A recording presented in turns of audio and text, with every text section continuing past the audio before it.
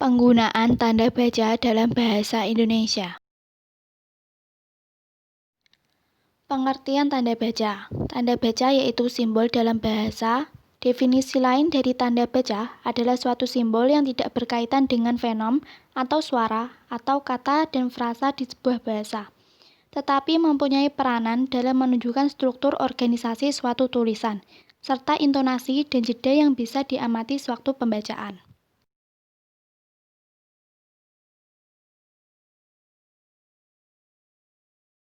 Fungsi tanda baca. 1. Untuk mengatur jeda ketika seseorang membaca suatu kalimat. 2. Untuk mengatur intonasi dalam pembacaan suatu kalimat. 3. Untuk memberi penegasan kalimat, seperti kalimat tanya, kalimat perintah, dan lain sebagainya. 4. Untuk menggambarkan struktur kata atau kalimat yang ada dalam sebuah tulisan. 5. Untuk menunjukkan tata kata yang ada di dalam suatu tulisan. Jenis-jenis dan contoh penggunaan tanda baca. Tanda titik. 1. Tanda titik dipakai pada akhir kalimat atau tulisan yang berupa bukan suatu seruan atau pernyataan. Contoh, mereka akan datang pada pertemuan itu. Kedua, tanda titik tidak digunakan pada akhir judul yang merupakan kepala karangan, ilustrasi, atau tabel. Contoh, sikap bahasa generasi muda berdasarkan pendidikan. Ketiga, sebagai pemisah angka pada jam, menit, dan detik yang menjelaskan waktu atau jangka waktu. Contoh, pukul 01.35.15 atau pukul 1:35:20. Keempat, tanda titik dipakai di belakang angka atau huruf dalam bagan ikhtisar atau daftar. Contoh, A. Sejarah Bahasa Indonesia. Kelima, pemakaian tanda titik pada daftar pustaka di antara nama penulis, tahun, judul tulisan yang berakhir dengan tanda tanya atau tanda seru, dan tempat terbit. Contoh, Rika, Amalia, 1999, Kebahasaan Indonesia, Yogyakarta, 2, Gramedia, Selanjutnya, tanda titik dipakai sebagai pemisah bilangan ribuan atau kelipatannya yang menunjukkan jumlah, tetapi tidak dipakai untuk pemisah bilangan ribuan atau kelipatannya yang tidak merupakan jumlah, atau tahun atau nomor telepon. Contoh, penduduk kota itu lebih dari 5 juta orang.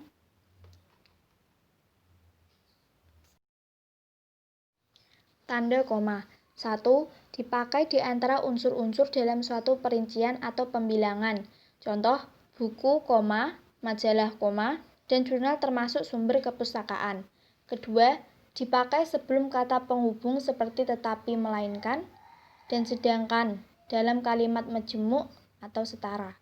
Contoh, ini bukan milik saya, melainkan milik kakak saya.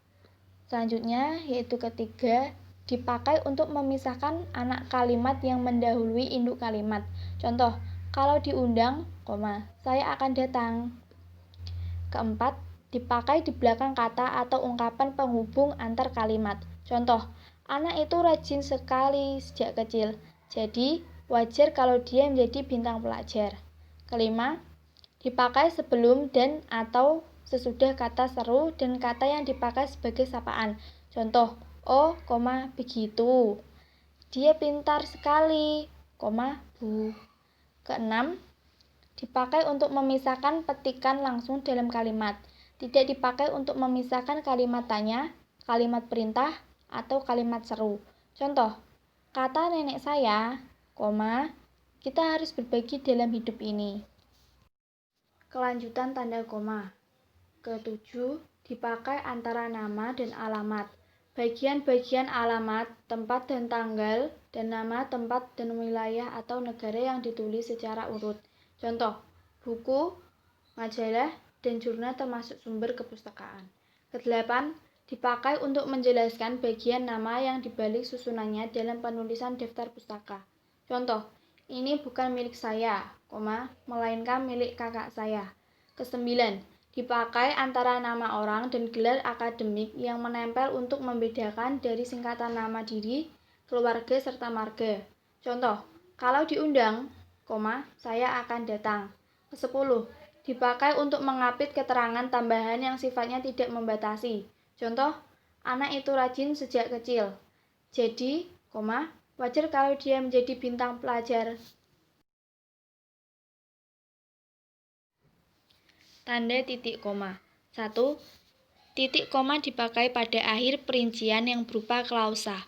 Contoh, syarat penerimaan pegawai. 1. Berkeluarga negaraan Indonesia. Titik koma. 2. Umur kurang lebih 20 tahun. Titik koma. Dan 3. Berbadan sehat. Selanjutnya, yang kedua, dipakai sebagai pengganti kata penghubung untuk memisahkan kalimat setara dalam kalimat majemuk. Contoh, hari sudah malam. Titik koma. Anak-anak masih membaca buku. Ketiga, dipakai untuk memisahkan bagian-bagian perincian dalam kalimat yang sudah menggunakan koma. Contoh, ibu membeli buku, pensil, dan tinta, titik koma, baju celana, dan kaos, pisang, apel, dan jeruk.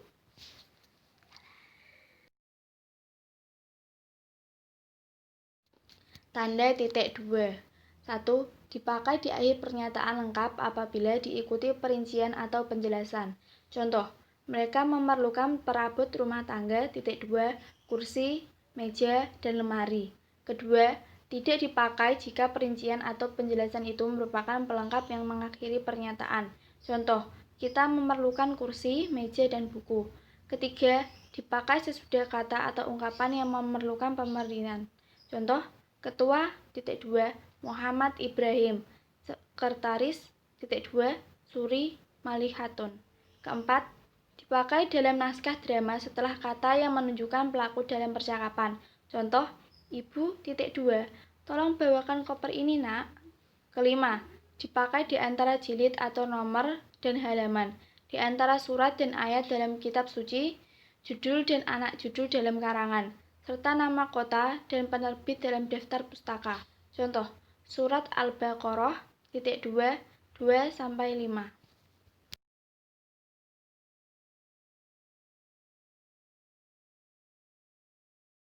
Tanda tanya. Pertama, tanda tanya dipakai pada akhir kalimat tanya. Contoh, kapan Hari Pendidikan Nasional diperingati? Tanda tanya. Kedua, dipakai di dalam tanda kurung untuk menyatakan bagian kalimat yang kurang dapat dibuktikan kebenarannya. Contoh, Monumen Nasional mulai dibangun pada tahun 1961. Tanda tanya.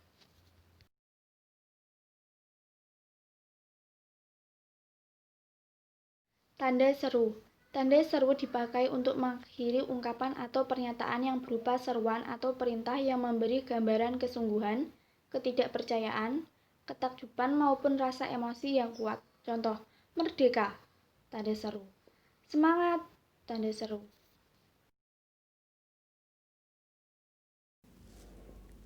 Tanda elipsis dipakai untuk menunjukkan bahwa dalam suatu kalimat atau kutipan ada bagian yang dihilangkan. Contohnya, penyebab kemerosotan titik-titik akan diteliti lebih lanjut. Dipakai untuk ujaran yang tidak selesai dalam dialog. Contoh, menurut saya titik-titik seperti titik-titik bagaimana, Bu? Tanda elipsis didahului dengan diikuti spasi serta pada akhir kalimat diikuti tanda titik atau jumlah titik 4 buah. Tanda petik. Tanda petik dipakai untuk mengapit petikan langsung yang berasal dari pembicaraan, naskah, atau bahan tulis lainnya. Contoh, merdeka atau mati, seru Bung Karno dalam pidatonya. Menurut pasal 31 Undang-Undang Dasar Negara Republik Indonesia tahun 1945, setiap warga negara berhak memperoleh pendidikan. Tanda petik dipakai untuk mengapit judul sajak, lagu, film, sinetron, artikel, naskah, atau bab buku yang dipakai dalam kalimat. Contoh, sajak Pahlawanku terdapat dalam halaman 125 buku itu. Tanda petik dipakai untuk mengapit istilah ilmiah yang kurang dikenal atau kata yang mempunyai makna khusus. Contoh, Tetikus komuter ini sudah tidak berfungsi.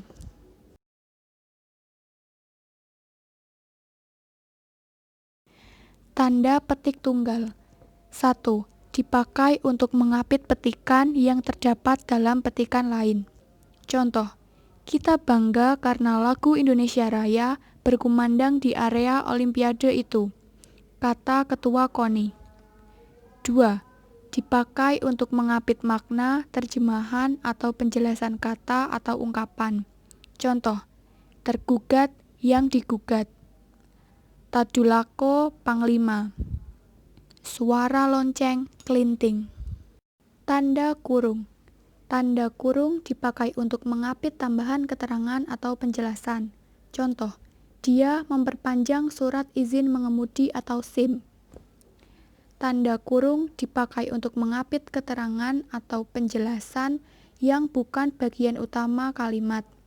Contoh, keterangan itu lihat tabel 5.5 menunjukkan arus perkembangan baru pasar dalam negeri.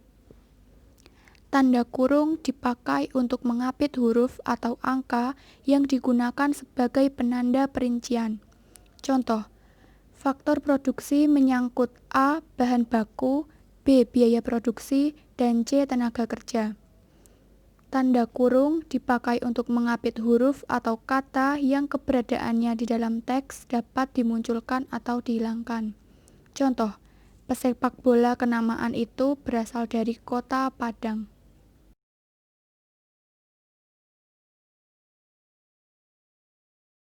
Tanda kurung siku. Tanda kurung siku dipakai untuk mengapit huruf, kata, atau kelompok kata sebagai koreksi atau tambahan atas kesalahan atau kekurangan dalam naskah asli yang ditulis orang lain. Contoh, penggunaan bahasa dalam karya ilmiah harus sesuai dengan kaidah bahasa Indonesia. Tanda kurung siku dipakai untuk mengapit keterangan dalam kalimat penjelas yang terdapat dalam tanda kurung.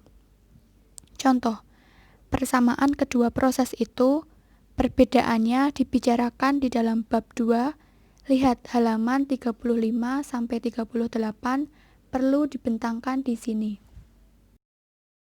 Tanda hubung. Tanda hubung dipakai untuk menandai bagian kata yang terpenggal oleh pengganti baris.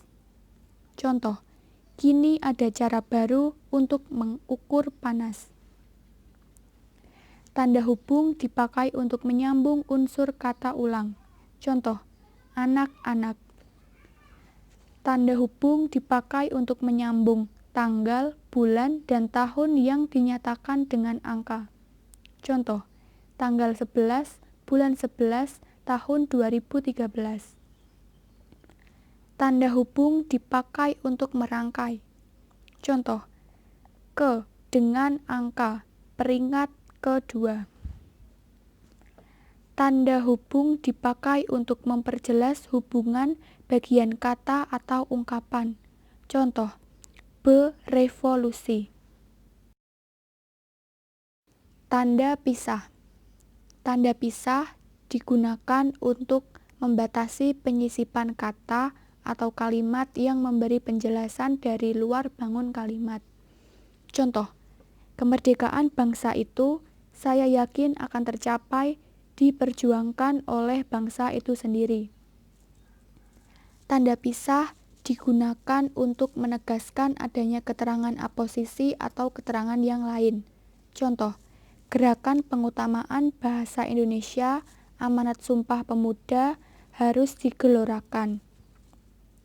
Tanda pisah dipakai di antara dua bilangan, tanggal atau tempat yang berarti. Contoh, tahun 2010 sampai 2013. Tanda garis miring. Tanda garis miring dipakai dalam nomor surat, nomor pada alamat, dan penandaan pada masa 1 tahun yang terbagi dalam 2 tahun. Contoh, nomor 7 garis miring PK garis miring 2 garis miring 2013. Jalan Keramat 3 garis miring 10. tahun ajaran 2019-2020. Tanda garis miring dipakai sebagai pengganti kata dan atau serta setiap. Contoh, mahasiswa atau mahasiswi. Dikirim lewat darat atau laut. Harganya Rp1.000 setiap lembar. Tanda garis miring dipakai untuk mengapit huruf, kata atau kelompok kata yang salah atau kelebihan dalam penulisan. Contoh, dia sedang menyelesaikan utangnya di bank.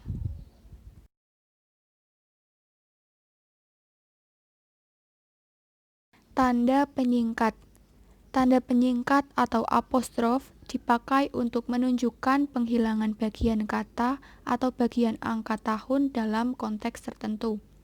Contoh, dia kan makan, kan berarti akan. Tanggal 5 bulan 2 tahun 13. 13 berarti 2013.